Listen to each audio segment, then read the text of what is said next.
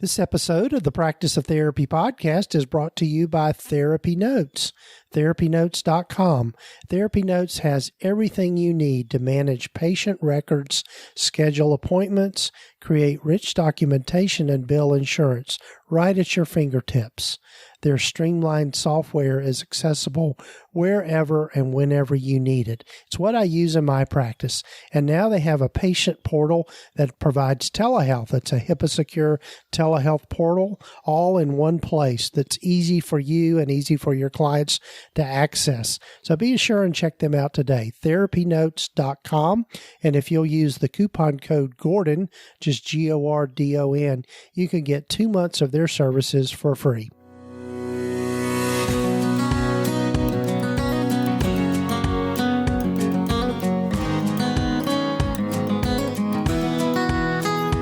This is the Practice of Therapy podcast with Gordon Brewer, helping you to navigate your private practice journey.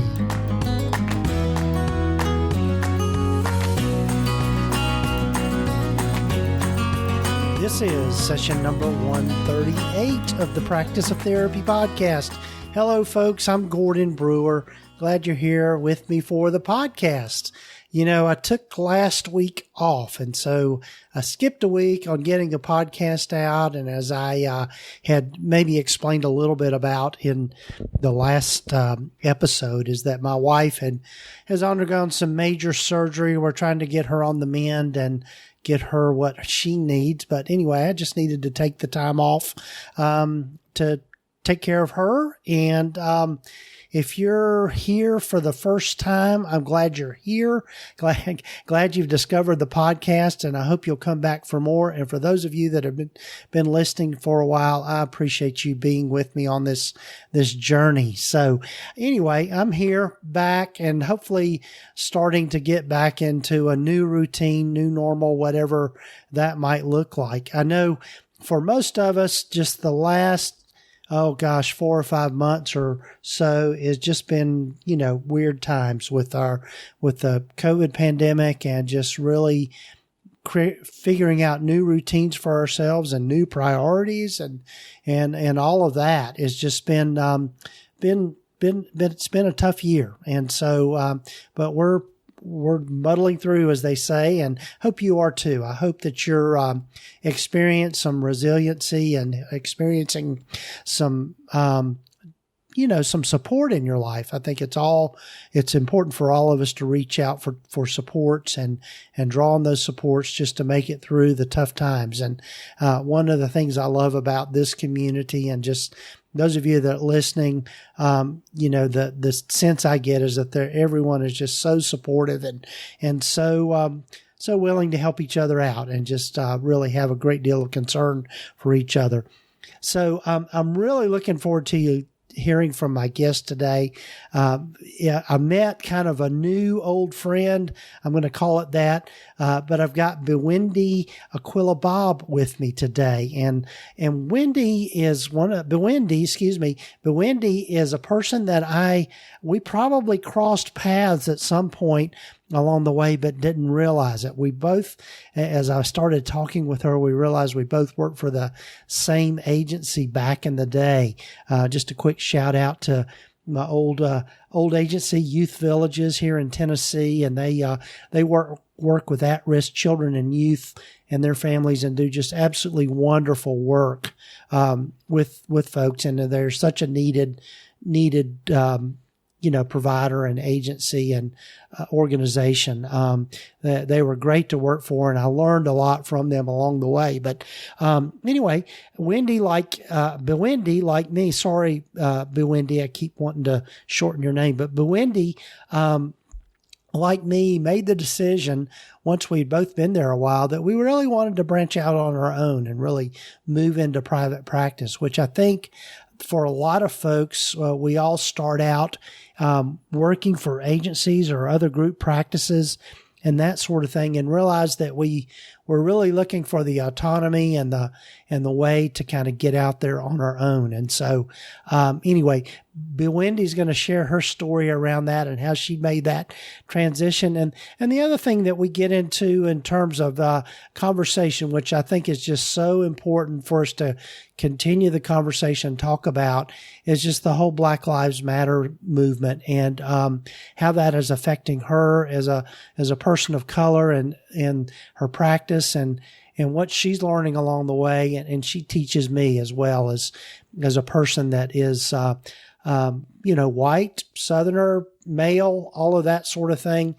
I'm learning a lot and really understanding more and more about kind of the underlying privilege, that brings, that has been so unbalanced for years and years. So anyway, I didn't mean to detour too far down that rabbit hole, but anyway, that's an important topic for us to keep out there and keep talking about. But before we get to Bewindi, I just want to remind everyone to be sure and check out the resources on the practice of therapy. I've got a lot of great resources there. If you just go to practiceoftherapy.com and go up and click on the cool resources button, I've got resources that I'm adding to. One of the things that's been going on for me here lately with the practice of therapy is that I've really kind of put, other than getting the podcast out every week, except for last week, I've really just kind of been taking a little bit of a break of producing new stuff, just because I've had to refocus my priorities with my wife and all that we're going through as a family and figuring out her care and what she needs. So, but I'm going to be getting back into it. I've already got some plans at the back of my mind. One thing that I'm going to be starting to work on and dive back into is revamping the G Suite for Therapists course, and also doing an addition to that, which is going to be focused more on the how to create systems and processes within your practice using the tools of Google G Suite. And so I'd invite you to look at the Google G Suite course. It's still, most of the stuff there is relevant and will be helpful for you. It's the course is there to help you learn how to use the different tools of Google G Suite in your practice. And as I update that particular course, even if you enroll now, you'll still get access to the updates to that specific course. The G Suite for Therapists add-on that I'm doing, or I guess it's really going to be a new course or a new augmentation to that. That'll be a separate thing. But anyway, the G Suite for Therapists course, you can get to that by going to practiceoftherapy.com/G Suite course. And take a look at that and see what you think.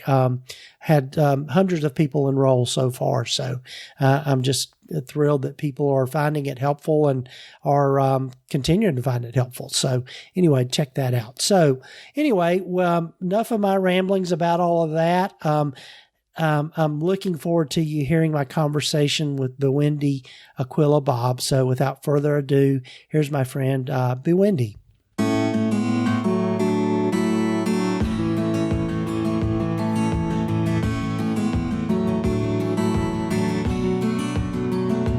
Hello, everyone, and welcome again to the Practice of Therapy podcast. And I'm so glad to have with me a new friend. And we realized when we were chatting before the podcast that we probably crossed paths and didn't know it. But I'm happy to have Bewindi Bobb with me from Memphis, Tennessee. So she's a hometown girl to me, being from Tennessee. Yes. So welcome, Bewindi. Thank you, Gordon. Thank you. Yeah, it's so good to talk to you.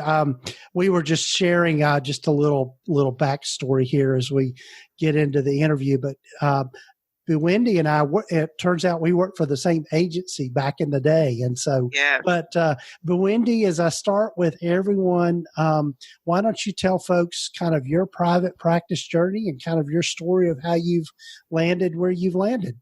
Yes, no, absolutely. This is interesting. I know that for a long time I wanted to to do some private practice.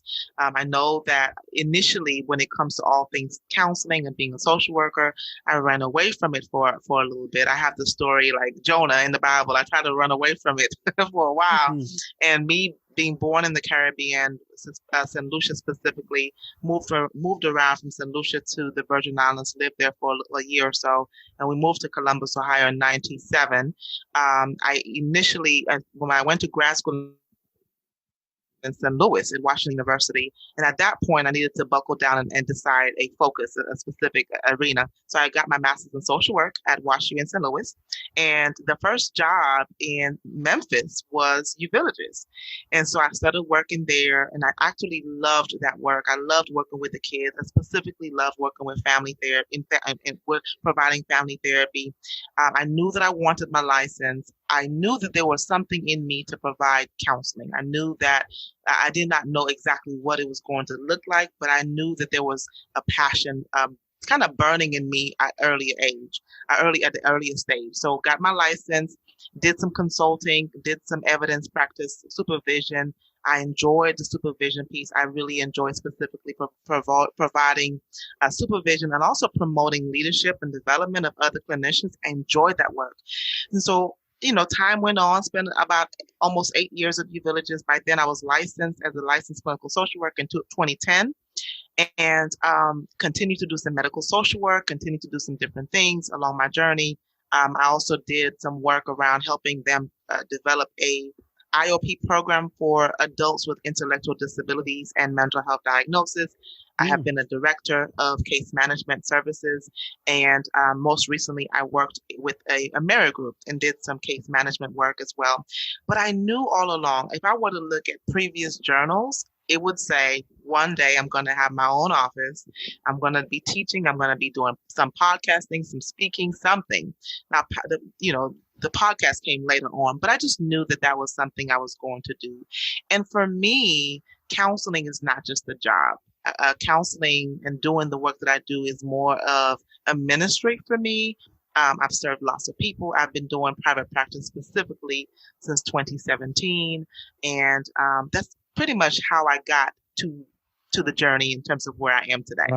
Right. Yeah. I love hearing, as always with everyone, just that kind of the story of how you've landed where you've landed. So yeah, I think one of the things that was, that I think a lot of people would be curious about is, how did you make that transition from agency work into private practice, and what did that look like for you?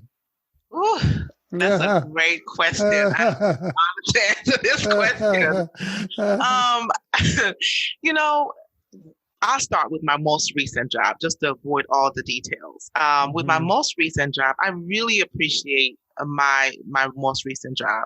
So just a little before my most recent job, I worked as a director of Case Management, a company called Case Management Inc. in Memphis, Tennessee. And I was a director of adult services and really, really enjoyed that work. And the Lord used me to promote. People were very, despondent and very discouraged. They had gone through a lot of things in that agency. It was a predominantly Black agency, so there were a lot of issues in that agency. And I was able to, help to promote morale and develop, just interventions. And so it didn't really sit well with some people, let's just say. And so I was terminated wrongfully, but I was terminated, left with integrity. But I prayed, God, I need a job that I can have flexibility and autonomy. I had already been doing private practice and balancing both a full-time job and private practice. And that's hard, leaving work at 5 and running across the highway to my office to provide clients and working with clients in the nighttime, in the weekends. And that's tough. I don't even know how I did it that long. So once I got terminated in March of 2018, I got hired on at AmeriGroup, which was the ideal job to continue doing my private practice because I had the flexibility. I was working from home. I had the autonomy. I started out as a behavioral health case manager, just helping to close the gaps for parents to be able to lead them to services, whether it's at-home therapy or, med management, etc. And so I got promoted at that job as a behavioral health program manager. But once I got into the role, still doing private practice in addition to my job, I kind of hit this place where I started to feel miserable, Mm-hmm. so to speak. I felt like my job was no longer fulfilling. I enjoyed the people that I worked with, but I felt really, really empty. I felt in terms of this is not fulfilling. This is not what I want to do.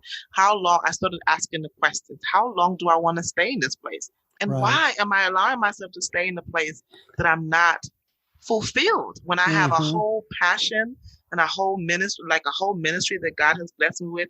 There are many clients that wanted to work with me, but I couldn't because of the time and all the things in terms of balancing two jobs.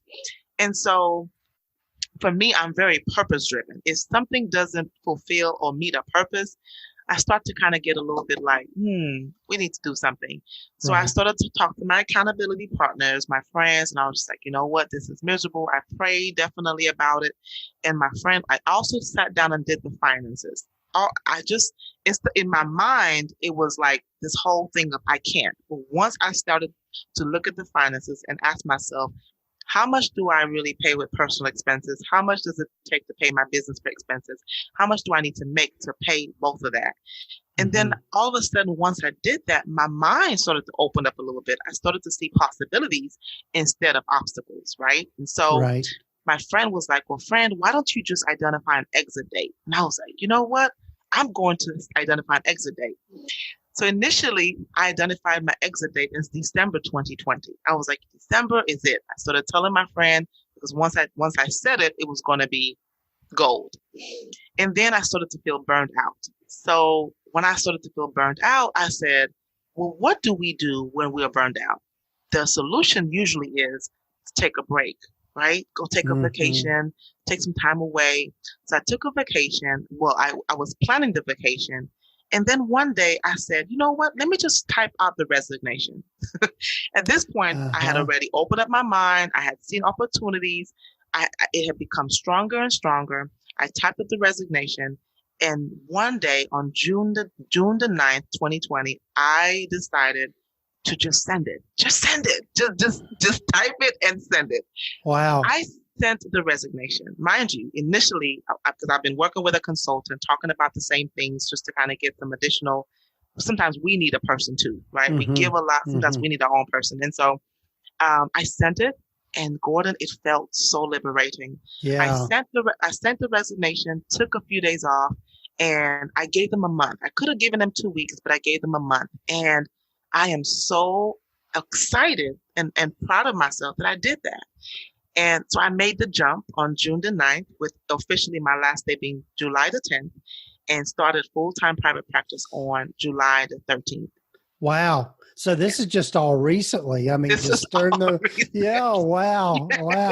Yes. Wow. That is so Yes. cool. Yeah. Well, Yes. congratulations on that. Thank I you mean, so much. yeah, Thank you so yeah, much. yeah. And what I hear from you is what I hear from a lot of folks is that they, which I think it's a smart idea to try to not quit your full-time job or I think the hardest part about kind of pulling the plug, so to speak, Yes. it is that security that we feel of, okay, here's a steady job.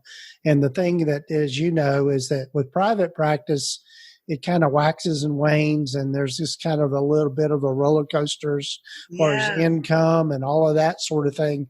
And so it's just really scary. And it sounds like you really absolutely did all of the right things, and that you drew on your supports. And it sounds like you've talked to consultants and all of that sort of thing, and you did your numbers and all of that, and it just fell into place. And I think, and I'm sure, I know, just because of my own faith experiences, is that's just kind of, I call it, if you're following the right way, things just kind of fall into place, I think. Absolutely. Yes, that is that is my truth as well. Yeah. Yes. Yeah. So that is so cool. That is so cool.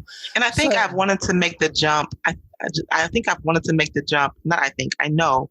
I have wanted to make this jump for a long time. But I only focused on the reasons why not, or the reasons why I couldn't. I only focused on seeing obstacles. but I've never really sat down and just really, did the numbers. And I also, I'm always working on debt cancellation. So I paid off my truck and I'm down to one more debt, which is a student loan. And so in my mind, I have been working towards that. I follow the Dave Ramsey baby steps, and I've been always wanting to make this jump. And so it's almost like if we're focused on while we can't, we don't focus on going or doing something. So we only see, oh my gosh, it's too scary. But I kept telling myself it's too scary, even though I am a woman of strong faith, but I kept telling myself it's too scary. But once I jumped, my schedule is so full. And so it's like, I jumped, but it's not like I jumped onto, in a dark place or in a scary place. I really jumped onto provision and abundance, and so, and even and it sounds like you've done this in the midst of the COVID pandemic, and just all of that. So that's phenomenal. So are you doing 100% telehealth, or are you a mixture, or how's that working for you? Yeah, that's a great question. I'm doing 100% telehealth. I've been doing telehealth since March. And I have just been very authentic and very genuinely honest with my clients that I'll probably not go back to the office for the rest of the year. People have been really adapting and adjusting. I have maybe one or two clients that's like, Ms. Bobb, I'm getting what I need through the telehealth, but I really miss your couch, instead of my couch. And so I do have a couple of clients that miss being in the office, but so far, I am doing 100% telehealth. Right. Well, that's, and I think a lot of us, I know, just within the state of Tennessee, I know Memphis has been hit hard with COVID, and we're starting to see on our end of the state. Bewindi and I were talking before we started the podcast. We are literally on opposite ends of the state. I'm in the northeast corner. She's in the southwest corner. And so, so it's, and so, we're probably going to switch back to 100% telehealth as well, just because of that increase. So, so I love your story, and it's just so inspirational. And I hope that those of you that are listeners can kind of learn from this in terms of just what Bewindi is saying is that just being able to focus on more abundance than scarcity is kind of the way I put it. And just really look at, we can come up with 100 million reasons why we shouldn't do private practice, but there are, probably it's better to look at why you should rather than shouldn't. Absolutely. Yeah. And quite honestly, and you might be able to say something to this, but Wendy, is private practice isn't for everyone. It's not. Yeah. It's not. You've got, it is not. I mean, you have to know, I go back to purpose and your why. I cannot be doing things just because everybody else is doing it. People tend to go along with the current of things just because it seems like to be the trend. But I think it's important for anybody, and I've had to do this too, for anybody to really think about and reflect on what is the why behind why I'm doing this decision.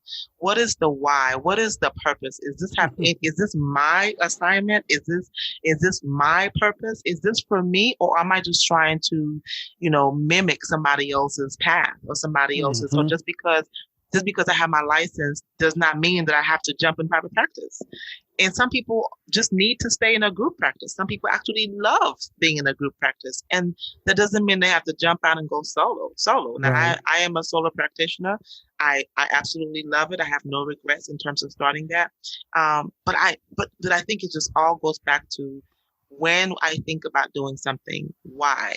Why am I doing it? What does this have to do with the purpose for me, set apart for me to do it? Right. And you're saying exactly, you're speaking truth, because that's exactly the same thing that people hear from me all the time. You got to start with why. Yes. as to why you want to do that. And it sounds like for you, you're a big part of your why was, which I think for a lot of folks in private practice, is wanting that autonomy and that freedom of being able to have the flexibility of schedules and all that sort of thing. Absolutely. I know with what we've been experiencing in our family. My wife had a major surgery this past week as we're recording this. And if I hadn't been in private practice, it would have been almost impossible to navigate. And so that's a big part of it. And I think too, with private practice, you have to have a bit of that drive that you have. I mean, you've got to be able to be a good self-starter. You've got to have a bit of an entrepreneurial spirit to you and all of that. So, yeah. And discipline. Yes. Discipline. Yeah. Right. And so, yeah, absolutely. So, well, but Wendy, this is great stuff. And I can tell already we're going to have more conversations in the future. But if it's okay, if we switch gears a little bit, because I think it's so pertinent right now with all that we're going on, and particularly as a Black woman and all that your life's experience and everything. What are some things that you're noticing about our movement with the Black Lives Matter and the changes that's making maybe in your practice or just life in general? I think the way that I can answer that question is because of my values, so I have a set of values that anchor my practice, my business, and I have a set of values that anchor me personally. They're very, very similar. But faith is a huge value for me. That is the biggest value for me, in addition to the social work values of service and integrity and dignity and worth of a person and all of those values. And so if I were to combine, the values that anchor my business are faith and encouragement and empowering and, just really making sure that I'm also teaching as well. And so if I were to combine all those values together, my Black lives do indeed matter. But what I also believe, I do believe all lives matter according to my faith, according to, because I know that, Jesus died, if that's appropriate on your podcast, Jesus died to break down the walls of hostility. And I know that there's a lot of that going on. But yes, it is a significant message. I am so honored that almost 99% of my practice are all Black people. And they are so honored. I'm honored to work with them. They're honored to find somebody that's there to be able to help them, with all things COVID, and people are reaching out to therapy. I think one of the messages that I could take from this, and I hate that it took movements and it took a pandemic to really encourage people to make the call and invest in their mental health. Seeking mental health, as we know, is a stigma in the Black community. And in a lot of, not just the Black community, but because I also have worked with Asian Americans, and it's the stigma along other ethnicities as well. And so I hate that it took things like this to happen for people to really make the call and seek mental health. But I do see an increase of Black people, Asians, different ethnicities really coming out and saying and showing up for themselves and saying, I need help. I need to process this anxiety. I'm feeling, depressed. I'm feeling sad, or I don't know who I am anymore. And really, really kind of busting through, overcoming their own fears of anxiety, and really admitting, I am angry. And really underneath, if we were to look at every specific message underneath the violence, there are some deep-rooted mental health concerns and issues. There are some depression. There is trauma. All underneath of all of the whole message, there's a lot of unresolved trauma. There's a lot of losses. People have lost so much. And when I say loss, I'm not just talking about the death of a loved one, but the loss of what life could be, the death of what summer, even now, what summer could be for our kids. And so people are experiencing so many losses, and they're so angry. And yes, the movement creates a way to be able to give an outlet, have an outlet for their anger and hostility and for their feelings, and they want to be heard. And this has been something that's been going on for years, and I don't really know if it will stop happening because of just where we are. But I'm just really thankful that people are recognizing that number one, they need the assistance that is important for them to be the best version of themselves. Right. Yeah. Well, and I think we've got to continue to speak truth to things, and as I've learned and just recognizing my own, the blinders that I've had on for years, just growing up as a white male in the South, and not understanding what it's like to truly live in fear. I think that is the root of it all, is that we've got to stop causing other people's lives to be fearful, and to live with that. And if, as we all know, if somebody lives with fear and anxiety, and that is the atmosphere they're in, it's going to affect their mental health. It's going to affect their mental health. Absolutely. Yes. And I just think about, I remember, as we were talking about earlier, I think one of the things that was such a gift for me was working for the agency that we work for, Youth Villages. Mm-hmm. And we worked with, particularly in where I started with them, worked in their intensive in-home health program, and going into homes and situations where just people were living in poverty and just living in terrible conditions and all of that. And it's a fearful place to have to live. And then just dealing with their kids dealing with parents' mental health issues and all of those kinds of things. And so I think the more that we can shine a light on all of this is where we're going to make the change. And I'm thankful for you, Bewindi, for just doing what you're doing. I mean, it sounds like you're really doing, to use this term, just kind of sacred work and trying to help people and breaking the stigma and all of that. So so thanks for sharing Absolutely. that. Yeah, absolutely. Yeah. So and I know with all things pandemic, it just complicates it because people were already dealing with. Black people, all people were already dealing with their unresolved stress, unresolved, grief, unresolved loss. And then you lock them all in the house, right? And so they no longer have their patterns. They no longer have their routines. It was easy to hide and put on the mask. And that's, I work with people who kind of wear the mask, right? And they want to take the mask off, but it was easy to put on the mask, behind work, behind going to a church service, or behind going to the bar, going to a party, going to the movies. It was easy to mask all those things by doing these things, by having these routines and things in place.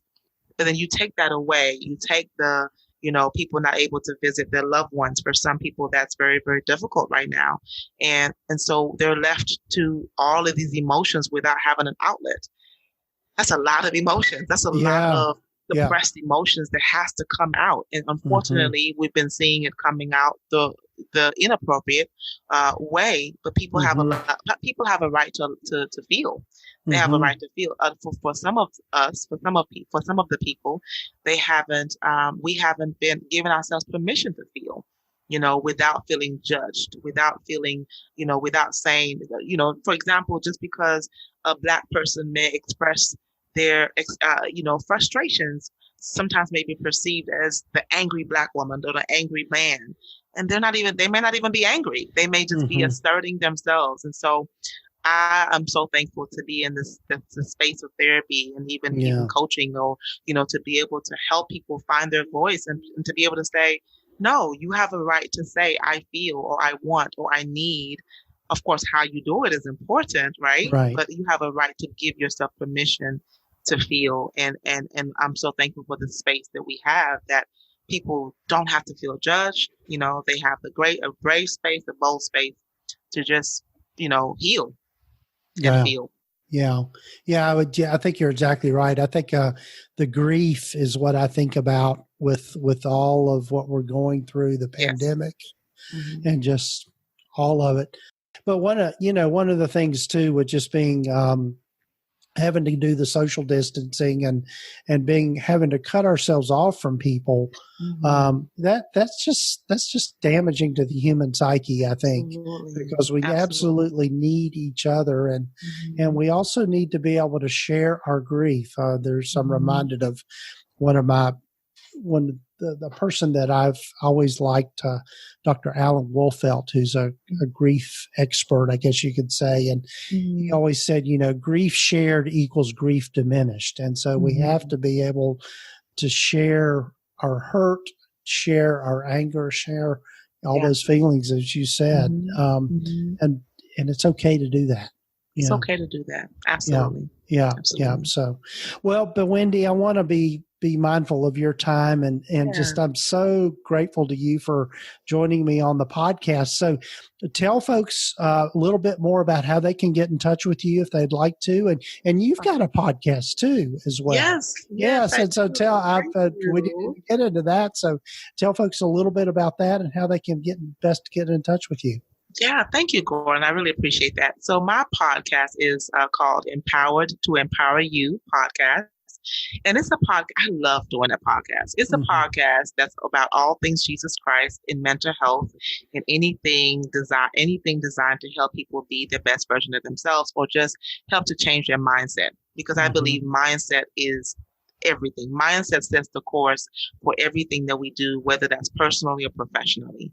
And so I've talked about things like choosing peace. And just recently I record on Sunday, so it's always released. I just released episode number 29 called Love Letters. So people can find the podcast. And the Love Letters is super awesome. It just blessed my heart just doing it. And it's really about, there's a whole, I just kind of highlight a few love letters from the Bible, but I kind of say it as if it's a love letter, because love letters are meant. I love receiving love letters. I don't know about you, Gordon, but I love receiving love letters. I don't even know if people do it anymore, but love letters are meant to really encourage us. They come at the right time to help inspire us and help to remind us that we mean something, that we matter, that we are valuable. And so people can find that podcast on iTunes, on Podbean, on Spotify, etc. So I just love doing that. It's just my little outlet that I love to do for fun. In terms of my practice, people can find my website at www.aaopcs.net. People can also call me at 901-319-9677. I can be found on psychologytoday.com. I can also be found on Therapy for the Black Girls. I am listed on a online directory, Therapy for the Black Girls. I'm also found on online podcasts. I actually learned about the onlinecounseling.com. Not online podcast, excuse me, onlinecounseling.com. I actually learned about the onlinecounseling.com. I believe you had a person. I forgot his name. Excuse me. Yes. Clay Cockrell. Clay. Yes. Clay. I subscribed to his podcast, and by listening to his podcast, I was able to learn of the online counseling directory and signed up. So I am listed on their directory as well. So people can find me. Yeah. All right. And we'll be sure and have all links to all of these things in the summary and show notes. So, but Wendy, I'm sure we'll be in touch again, and just with all I'm so happy to share your story with me today. And thank you. And I look forward to chatting again. Yes, sir. Thank you for having me, Gordon. Yes. Thank you. You're welcome.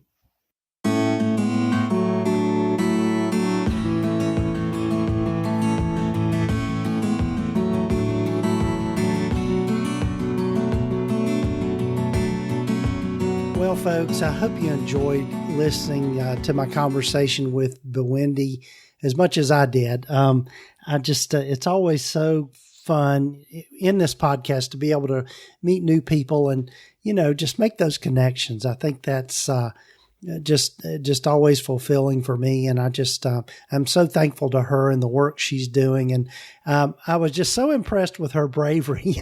I know for a lot of us in private practice, we all kind of know that that sense of when you take that step and jump out there and go into full-time private practice is just a scary thing, especially if you're working full-time for an agency or somewhere where you know you've got that kind of steady paycheck. And also I very much appreciate what she had to add about Black Lives Matter and just that whole just the whole cultural shift that we're going through. And I just am glad that she's willing to speak up about that. And I think we need to continue that, speaking up, giving voice, regardless of the color of our skin, giving voice to the inequities that are going on, that have gone on for years and years, for centuries, and that we're making some positive change here and some lasting change in the way we think about each other and the way we live together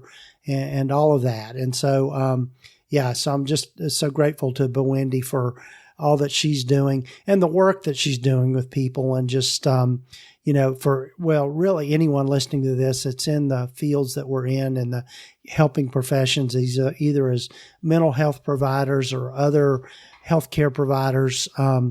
It's such important and noble work, and we've got to keep doing what we're doing because it matters to so many people. So, again, I'm so grateful to Bewindi and look forward to hopefully hearing from her here soon. But anyway, do check out today's sponsor for the podcast, my friends over at TherapyNotes, TherapyNotes.com.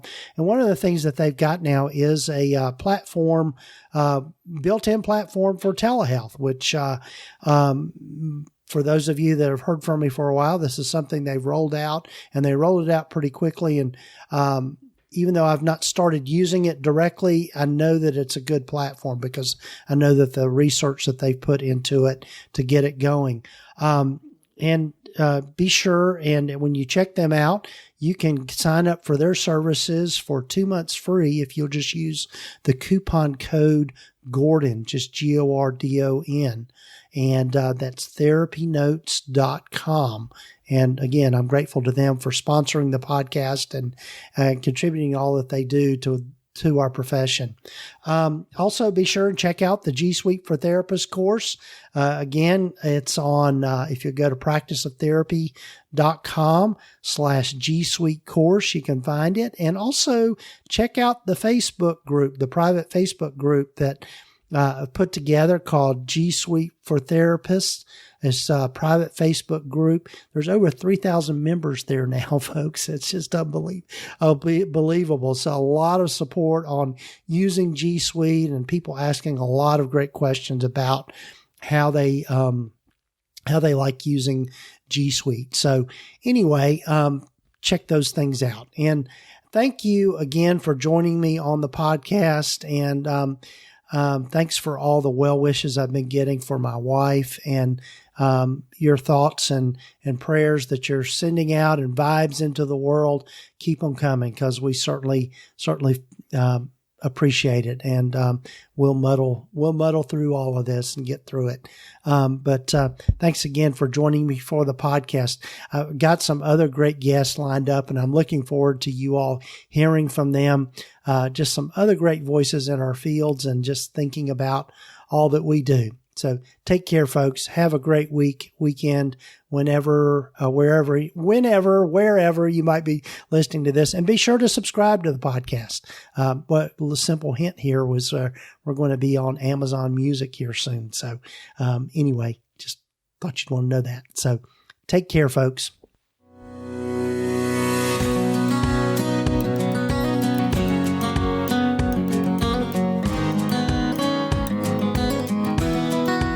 Been listening to the Practice of Therapy podcast with Gordon Brewer.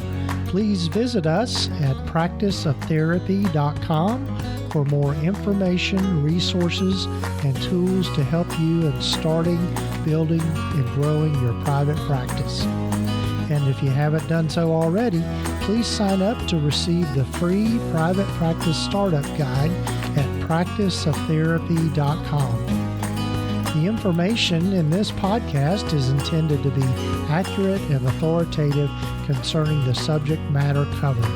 It is given with the understanding that neither the hosts, guests, or producers are rendering legal, accounting, or clinical advice.